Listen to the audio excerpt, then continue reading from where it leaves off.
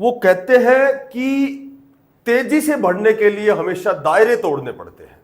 नमस्कार प्यारे बच्चों, साथियों, आज की जो अपडेट है, चूंकि ये कल की अपडेट है कि 2022 में जो एचकेआरएन की पॉलिसी बनाई गई थी, उस पॉलिसी में संशोधन हुआ है। तो जो एचकेआरएन में कार्यरत जितने भी कर्मचारी हैं, ये जो आगे जो भी कर्मी कह सकते हैं, जो आगे कार्य करने वाले हैं, जिनकी ज्वाइनिंग होने वाली है, तो उनकी नियुक्ति नीति की अधिसूचना कल जारी हुई है।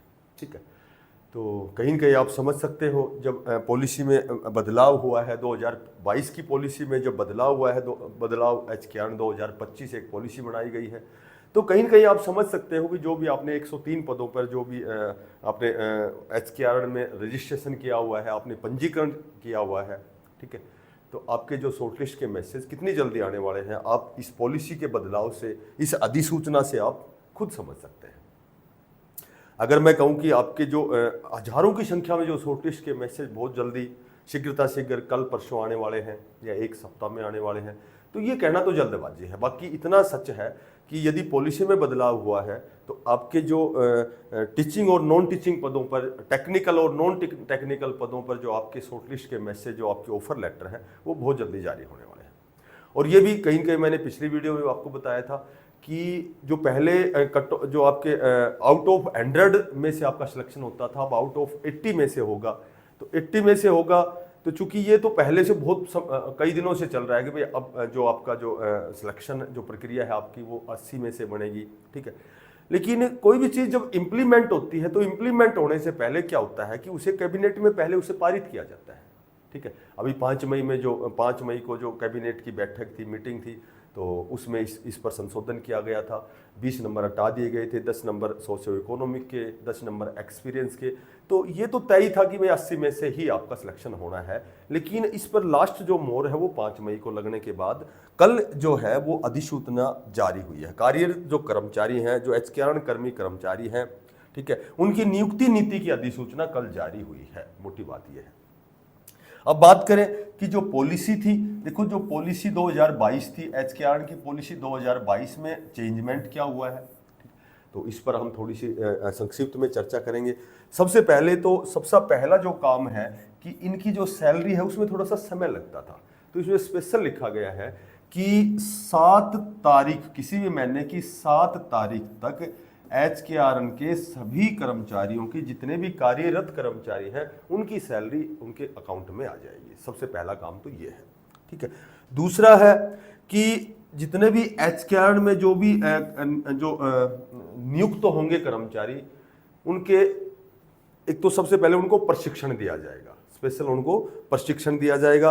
और दूसरा, उनके लिए कौशल विकास कार्यक्रम, कौशल विकास यानी कि जो उनका जो क्षेत्र है, उनमें गुणात्मक वृद्धि के लिए जो ये कार्यक्रम है, कौशल, उनकी स्किल को डेवलपमेंट किया जाएगा। ये समझ सकते हो, जो उनकी स्किल है, जो उनका कौशल है, उनको बढ़ाया जाएगा।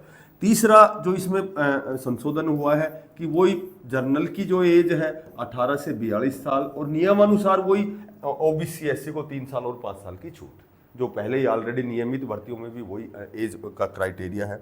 ठीक है, और चौथा जो लेवल 1 है, जिसको डी ग्रुप कह सकते हैं, तो इसकी जो एज है वो 60 साल तक निर्धारित की गई है मैक्सिमम।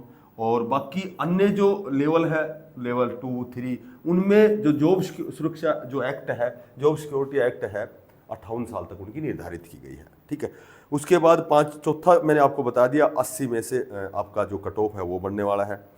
अच्छा, जब भी आपके शॉर्टलिस्ट के मैसेज आते हैं, एक बात ये ध्यान रखना, जब भी शॉर्टलिस्ट के आपके मैसेज आते हैं, तो यदि आपने उसको एक्सेप्ट नहीं किया, इग्नोर किया, तो 1 महीने तक आपकी जो है वो पात्रता रद्द होगी, यानी कि 1 महीने बाद दोबारा से फिर आपके शॉर्टलिस्ट के मैसेज आएंगे। उसके बाद दूसरी बार यदि मैसेज आते हैं, फिर भी आपने इसको अवॉइड किया, तो 3 मास और उसके बाद 1 साल तक आप पर प्रतिबंध लगा दिया जाएगा। ठीक है, अच्छा, उसके बाद एक बहुत अच्छा काम तो ये है कि यदि कार्यरत रहते हुए, यानी कि सेवा के दौरान यदि कर्मी की मृत्यु हो जाती है, तो उसको 2 ऑप्शन मिलते हैं। या तो परिवार को 3 लाख रुपए दिए जाएंगे मृत्यु के बाद में कार्य करते हुए, यानी सेवा के दौरान अकॉर्डिंग टू उसकी जो सर्विस है, या तो 3 लाख रुपए दिए जाएंगे, या परिवार के किसी अन्य सदस्य को उसके स्थान पर या उससे नीचे लेवल पर उसको काम दिया जाएगा, उसकी नियुक्ति की जाएगी। ठीक है।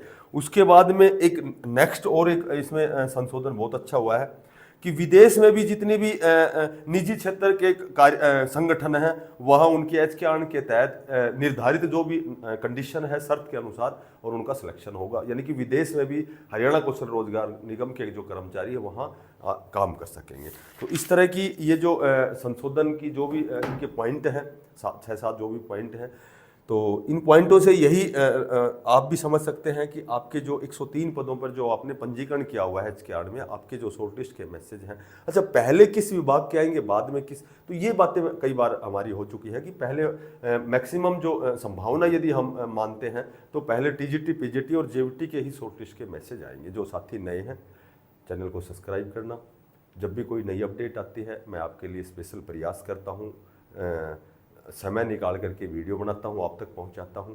तो बिल्कुल लेटेस्ट अपडेट के लिए चैनल को सब्सक्राइब करें, ज़्यादा से ज़्यादा इसको शेयर करें, और आपका जो बिना पैसे का सब्सक्राइब है कहीं न कहीं थोड़ा सा हमें अप्रिशिएशन मिलता है, थोड़ा सा मोटिवेशन मिलता है। फिर मिलते हैं किसी नई अपडेट के साथ, तब तक के लिए सभी साथियों को बेस्ट ऑफ लक। धन्यवाद। राम राम।